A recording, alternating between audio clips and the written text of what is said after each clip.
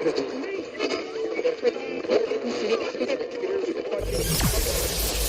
ready for unique, rare, and little-known treasures from the golden age of radio. You're listening to The Amazing World of Radio with Adam Graham.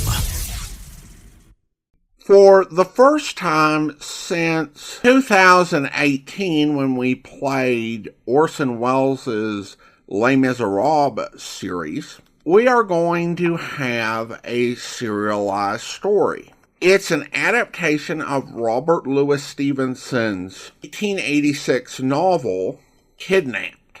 And it's from the series World's Great Novels. Now, I know that most of my regular listeners are also listeners to the Great Detectives of Old Time Radio, which has been playing the World's Great Novels adaptation of The Moonstone. So some of the information I might provide might be a little bit repetitive for you, but this is for those who are not regular listeners to the Great Detectives podcast or who stumbled across it on the internet. World's Great Novels was a series that originated from Chicago, and as the name implied, it adapted and serialized famous novels. The series ran from 1944 to 1948 and was part of the NBC University of the Air. You could actually receive college credit for listening to this series, and there were study guides that you could buy. Now, this was a predecessor to the NBC University of the Air, which was moved to Hollywood and featured either self-contained hour-long adaptations or half-hour adaptations of great works. And we heard that a couple of weeks ago with The Treasure of Franchard. Kidnapped, I would say, is probably the third most prominent work of Robert Louis Stevenson. There were many radio adaptations of this, quite a few film adaptations, including a 1960 release by Disney. I do feel like it is less well known today, at least in the United States, but it is a remarkable work. And one thing I have to say for Robert Louis Stevenson here is 1886 was also the year he produced Dr. Jekyll and Mr. Hyde.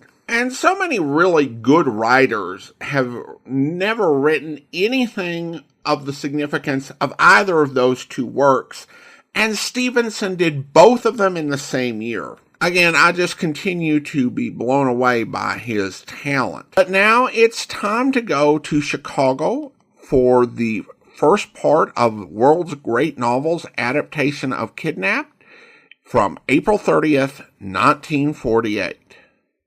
World's Great Novels.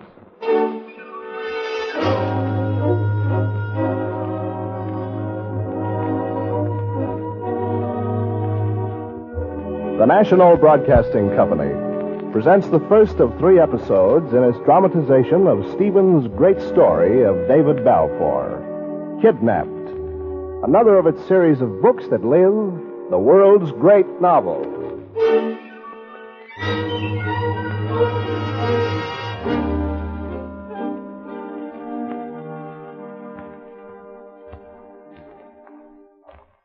The story of my adventures really begins with a certain morning early in June, the year of grace 1751, 2 days after I'd taken the key for the last time out of the door of my father's house. I was 17 and alone in the world. Father's letter in my pocket was all the fortune he'd left me. And as I breasted a hill and came out on the Edinburgh road, I knew I was nearing the great mansion to which it was addressed, the House of Shaws. Father had written on the outside, "To the hands of Ebenezer Balfour, Esquire of Shaws, in his House of Shaws, these will be delivered by my son David Balfour." Ebenezer's name was new to me, and yet it sounded like a great name. And Balfour was our name. We'd always been poor country folk, and now the pride of life filled my brain at the thought of the fine future before me. Good day to you. Do you know the House of Shaws? Aye. What for? It's a great house? Doubtless. 'Tis a big house. Aye. And the folks that are in it. Folk? Are ye daft? There's nae folk there to call folk. What? Not Mr. Ebenezer? Oh, aye, there's the laird, if it's him you're wanting. What'll be your business money? Oh, I was led to think I'd get a situation. What? Well, money, it's none of my affairs. But if you'll take a word from me, you'll keep clear of the Shaws. Huh? I cannot describe the blow this man dealt to my illusions. I made other inquiries.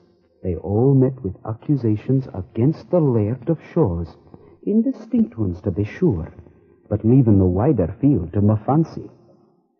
The twilight was deepening as I put my usual question to a sour-looking woman. She pointed a bony finger down the hill to what looked like a bulky ruin standing very bare on a green. That is the house of Shaws. Blood built it. Blood stopped the building of it. Blood shall bring it doom. See here. I spit upon the ground. Black be its fall. If ye see the laird, tell him this makes it 1,219 times. Then Christian has called down the curse on him and his house, byre and stable, man, guest and master, wife, miss, or bairn. Black be their fall.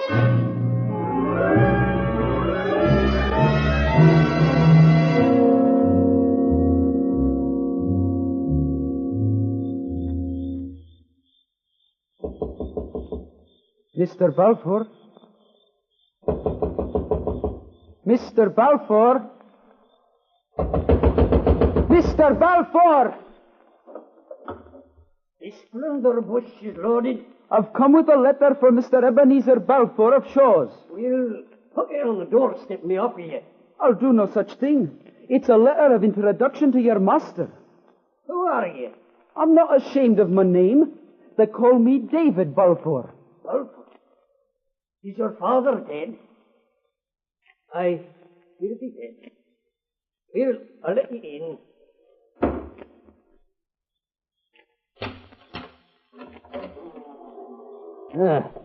Go into the kitchen, and mind you, touch nothing. Let's see the letter. The letter is for Mr. Ebenezer Balfour, not for you. Oh, and who do you think I am? Give me Alexander's letter, Davy, my man. For little as you seem to like either me or my house, I'm your born uncle. You? My uncle? Aye. You ken what's in this letter? As you see, the seal wasn't broken. Aye.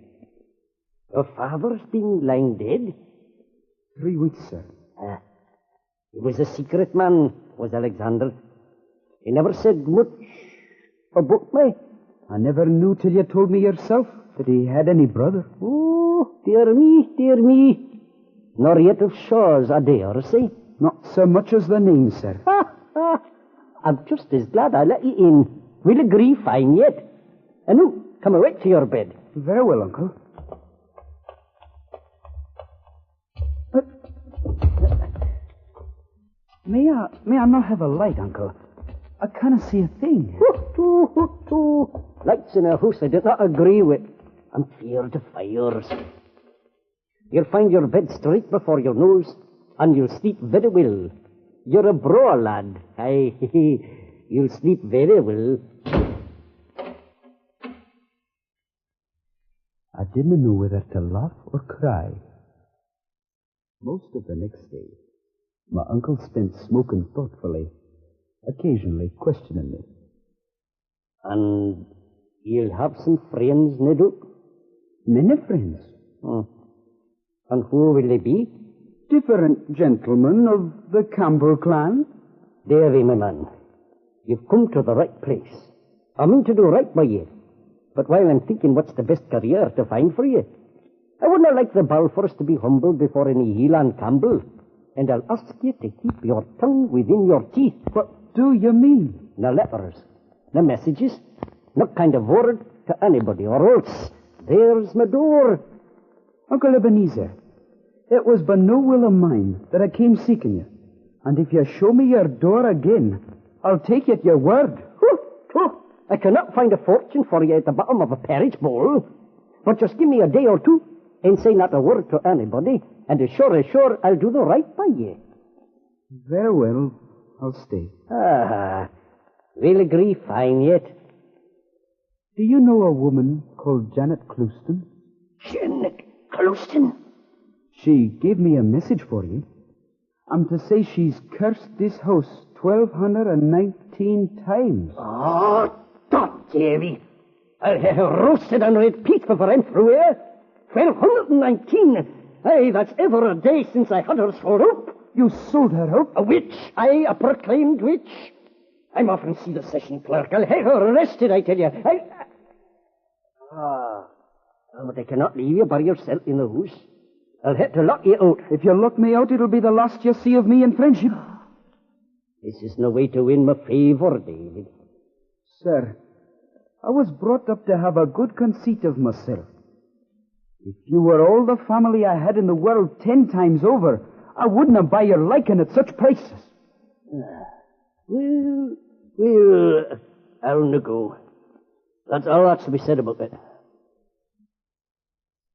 Throughout the day, there was hardly a minute I did not feel my uncle's gaze on me.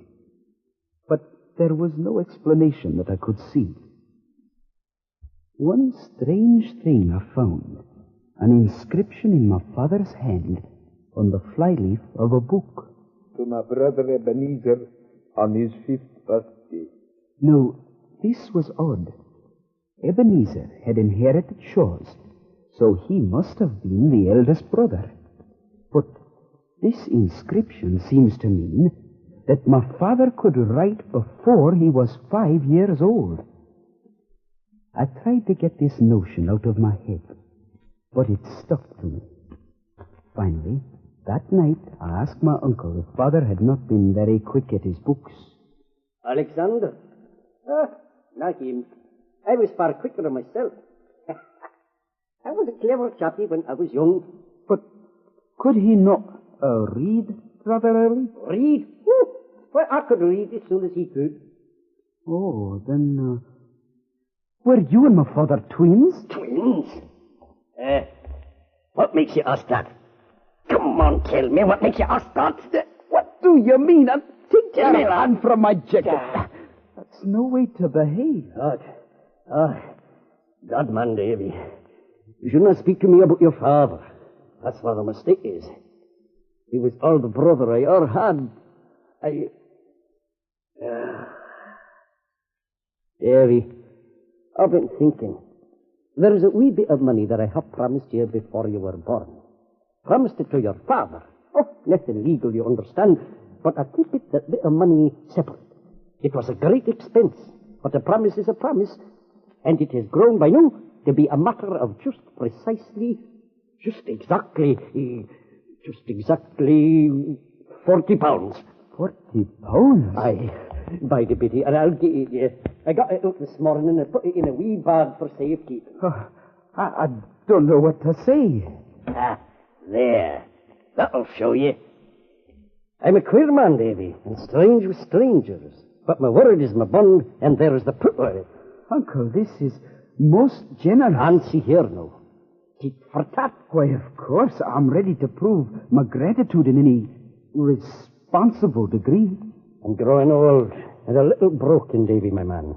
And I'll expect you to help me with the house and the bit of garden. I'm ready to do so to the best of my ability. Well, let's begin. There is the key of the tower at the far end of the house. You can only get into it from the outside, for that part of the house is no finish. Hang you in there and up the stairs and bring me down the chest that's at the top. There's papers in it. Can I have a light, sir? No. Light's in my house, Davy, my lad. Light brings fire, and fire brings destruction. Very well, sir. Are the stairs good? They're grand. Keep to the wall, there's no banisters. But the stairs are grand underfoot. All right, Uncle.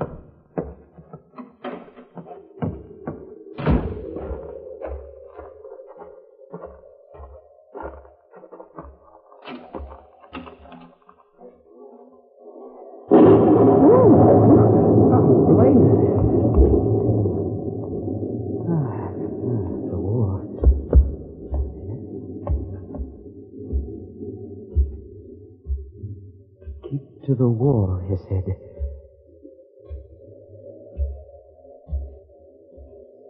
Stairs are grand, he said. Whist! Good Lord! Nothing. If it weren't for the lightning, I wouldn't have seen. My uncle tried to murder me. The stairs are grand. 40-foot drop in the dark.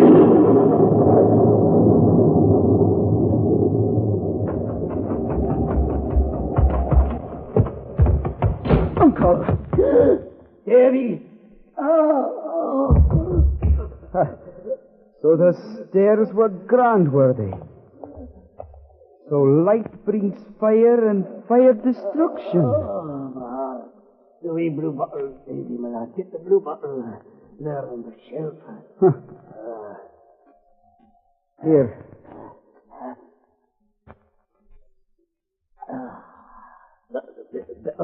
No, sit up.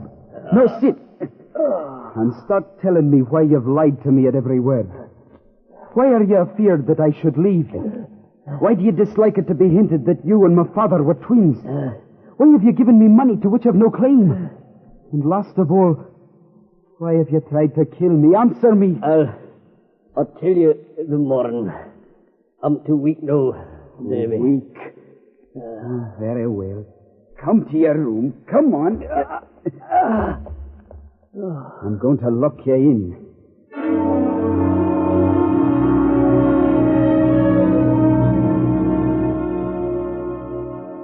Next morning, before I unlocked my prisoner's door, I replenished the fire and sat down to consider my position. There was no doubt I carried my life in my hand. But like most lads country bred, I had a great opinion of my own shrewdness. I saw myself smelling out all my uncle's secrets and growing to be his master. But in all the pictures my fancy painted in the burning coals, there was no sign of a ship, of a big bludgeon for my silly head, or the least hint of all the troubles that were to fall on me.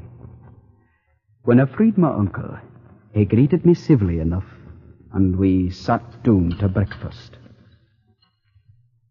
Well, sir, since you seem to have nothing to say to me, it's time, I think, to understand each other.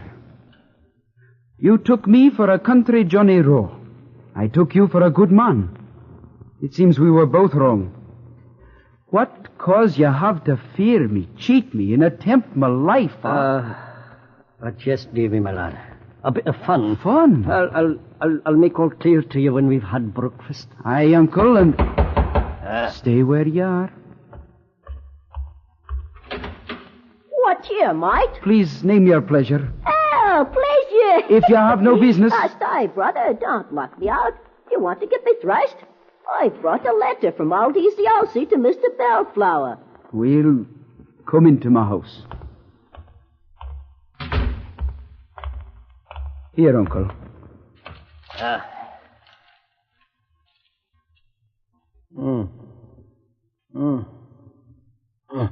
Read that. As you see, I had a venture with this man, Elias Hoseason, the captain of the Tradenbury Covenant. Now, if you and me, Davy, were to walk over with the cabin boy, I could see the captain, and we could jog on to the lawyer he mentions there, Mr. Rankler.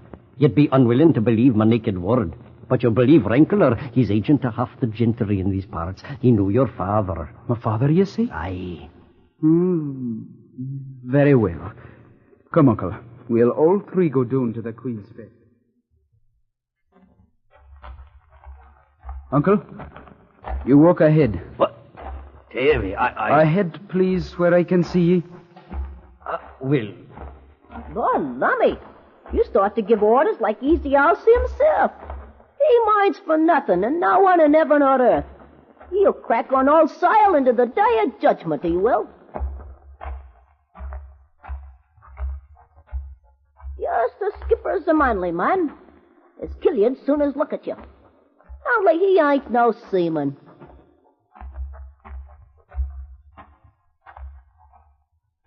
Yes, it's Mr. Shaw navigates the brig.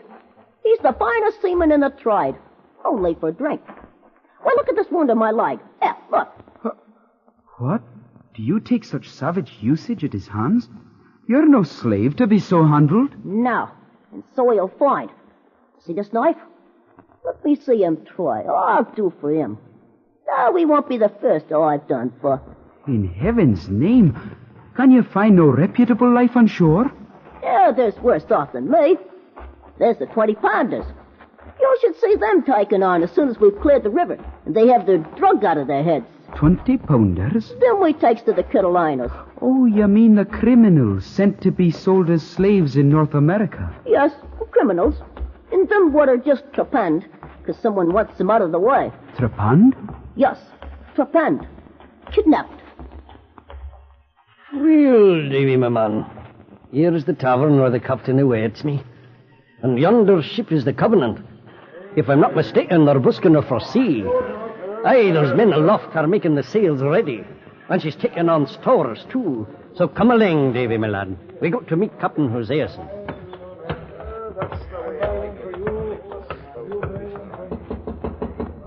Come in. Master Balfour. Aye. Proud to see you, sir, and glad that you're here on time. Glad to see you, Hoseason. Thank you, sir. Davy, my lad, will you just run outside and play yourself a while, my lad? Now, I'd never seen the sea and was anxious for a nearer look. So away I went, leaving the two men sitting down to bottles and a great mass of papers.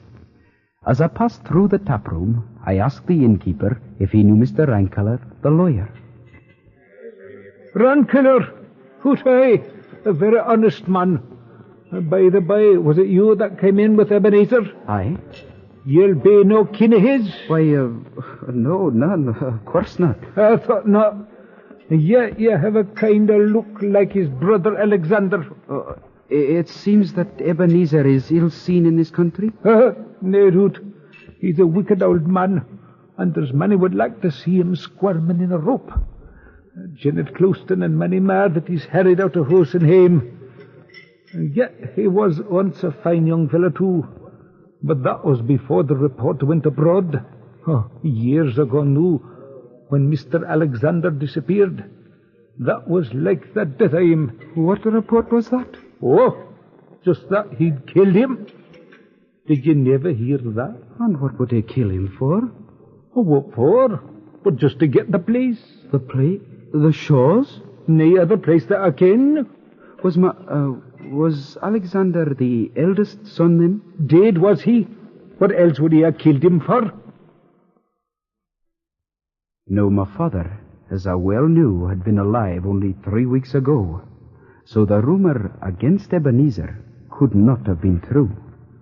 But knowing now that I, and not my uncle, was the true heir, that I, not he, was the real owner of the House of Shaws in its broad lands, I walked out of the inn, half stunned with my good fortune. 1,000 pleasant things were crowding my mind as I walked by the shore. I was examining a piece of seaweed when I heard my uncle call me. As I approached, Captain Hoseason walked towards me. Well, sir, Master Balfour tells me great things of you. And for my own part, I like your looks. Tell you what, lad. You shall come on board my brig for half an hour till the ebb sets and drink a bowl with me. Oh, unfortunately, sir, my uncle and I have an appointment with a lawyer. Aye, he passed me the word of that. But you see, the boat will set you ashore at the Toon Pier, and that's but a penny stone cast from Rankeller's house. Whist! Keep an eye on the old toad. He means mischief. Huh? Aye. Come aboard till I can get a word with you. Come, lad. What can I bring you from the Carolinas? Any friend of Master Balfour's can command.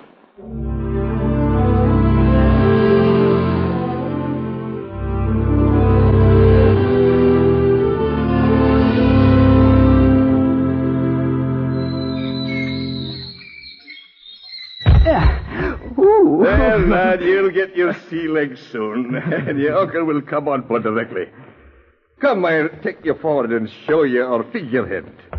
Can you now see to the top of this main, Mr. Bowles? It was the main yard there that hoisted your board. The two of them do a grand job for us when the wind's fair. Now, here is... Captain, where's my uncle?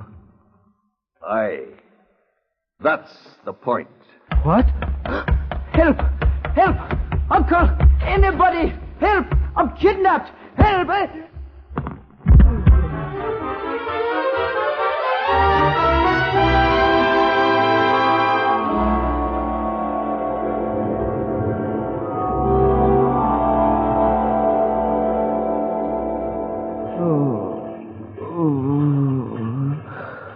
Oh, that hurt.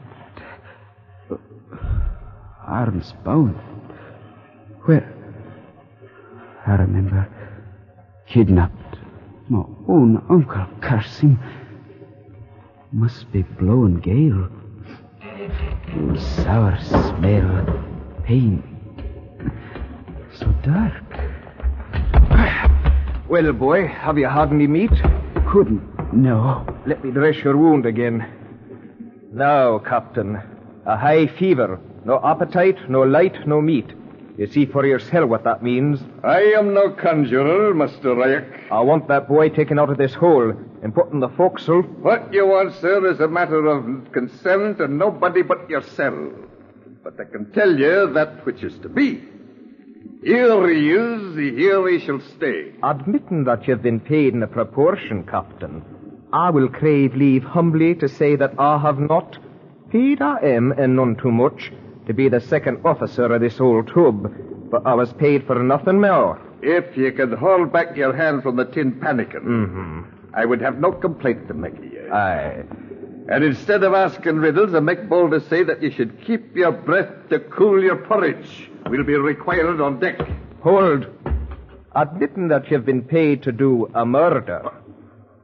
What's that? What kind of talk is that, Mr. Ryak? Seems it is the talk you can understand. Mr. Ryak, I've sailed with you 3 cruises. In all that time, sir, you should have learned to know me. I'm a stiff man and a dour man. But what you say the new, fie. It comes from a bad heart and a black conscience. If you say the lad will die... Aye, he will that. Well, then, take him where you please.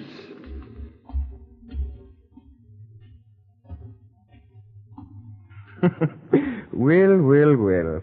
The old man gave in to me for once. Steady now while I cut your bonds. That's better. Steady again while I lift you. You'll be a sight more comfortable in the forecastle. I lost my senses again, but I opened my eyes on blessed daylight and saw men sitting round the forecastle on their berths. Here I lay for many days. I saw much of the cabin boy, he who'd really got me into all this. He gave me a cruel reminder of his tales of the 20-pounders by revealing that I was to be sold into slavery by order of my wicked uncle. Daily he brought me news from the roundhouse where he slept and served. Sometimes he nursed a wound or bruise in silent agony. Sometimes he raved against the brutality of the chief mate, Mr. Sherman. I'd never seen this terrifying man, but one day in the forecastle. Sherman's done for him at last. Who? The cabin boy, of course. I knew it come to this. 'Tis murder the sot. Aye. Whisht, the captain.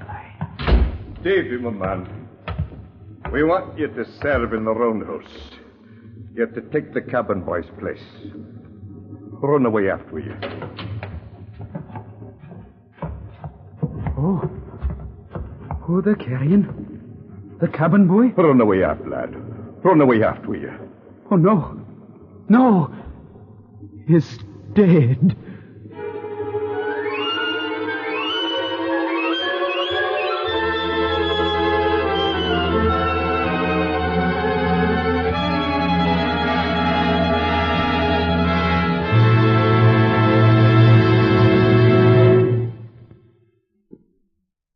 Kidnapped by Robert Louis Stevenson is one of the world's great novels brought to you each week by the NBC University of the Air.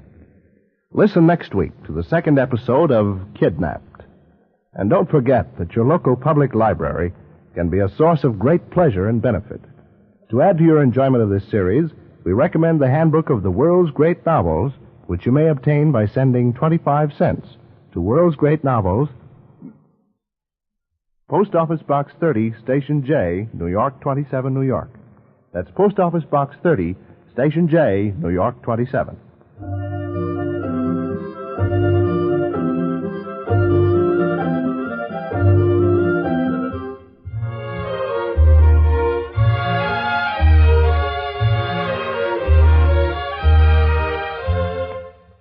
Kidnapped was adapted for radio by Clement Fuller. The music was composed by Emil Soderstrom, and the orchestra was directed by Bernard Berquist. The entire production was under the direction of Homer Heck. Bill Fine was featured as David Balfour. Uncle Ebenezer was played by Sherman Marks, Captain Hoseason by Jess Pugh, Ryak by Marvin Piesner, the Innkeeper by Arthur Peterson, the Cabin Boy by Cornelius Pevuls, Janet Clouston by Hilda Graham, and the Carter by Howard Hall. This is John Conrad. This program came to you from Chicago and is a presentation of the National Broadcasting Company and its affiliated independent stations.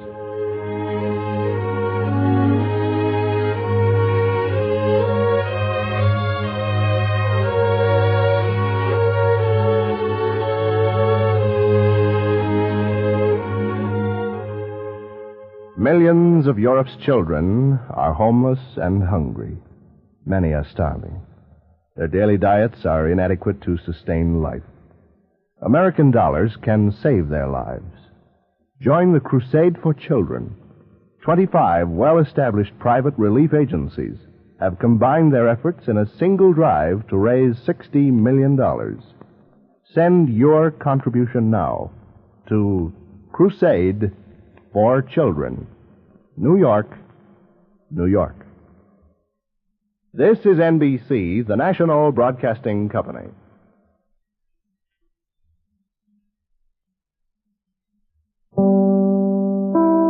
Welcome back. I recognized a couple of names that were in the first part of the Moonstone. Now, I will say, in the interest of full disclosure, I'm actually recording Amazing World of Radio ahead of Great Detectives, so I haven't heard beyond part 1.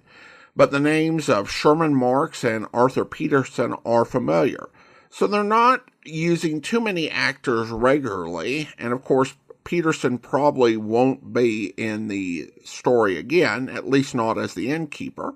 And I don't suspect Marks will appear next week either. So they're doing a good job of keeping a good rotation of actors and not reusing too many, which a lot of old-time radio productions did. Overall, I think this first episode is really engaging. This is such a good story. David Balfour is a wonderful protagonist for this type of story. I will say right off that he has a good memory. I never remember that whole message that Janet kind of shouted at him. If I'd remembered anything, it would have been, "Oh yeah, your friend Janet said hi." Beyond that, he is very naive, which is ultimately what gets him kidnapped, because he thought he outfoxed his wicked uncle and had him in hand, when in reality David owed his life to a bolt of lightning, and the uncle did nothing to disabuse him of that notion so that he could turn the tables on him. And really, this is a coming-of-age story, and the novel in this first episode does a good job showing us where David is at the start of his journey. And I think if you're young or you've been young, you can understand how he thinks and why he does what he does. According to the first edition of the novel, David is 16, although in subsequent editions, it was changed to 17. So in many ways, he's a good kid, but he's a typical teenager, a teenage boy, brimming with this sort of overconfidence and lack of caution, which gets him into trouble. Overall, though, a very compelling beginning, and I hope you'll be with us next week to find out what happens next. All right, well, listener comments and feedback now. And we start on YouTube with Jeffrey, and this comes in regards to our first episode, Dr. Jekyll and Mr. Hyde. Correct pronunciation of Jekyll is with the long E. Ha ha! In my culture, it's with the short E. Long E doesn't sound right. I hear you. And I grew up hearing Jekyll, Jekyll, Jekyll. And so many adaptations had it as Jekyll. And I think I've heard a couple of times one off where it was pronounced as Jekyll. But then a few months back, I was listening to the Big Finish podcast with Nicholas Briggs, and they were talking about Big Finish's adaptation of the story.